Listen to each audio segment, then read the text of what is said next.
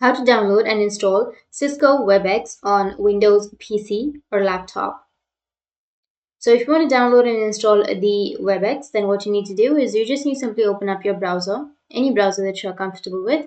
Go with search, and under search you need to search for webex.com/download and press the enter key. Now here you will have two options. One is for 64-bit and the other one is for 32-bit. But in my case, I only have the 64-bit right here, which supports my PC, and it requires Windows 10 or later because it won't be available on below Windows 10. So you just need to simply go with for Windows 64-bit or 32-bit, anything that is comfortable with you as per your system type.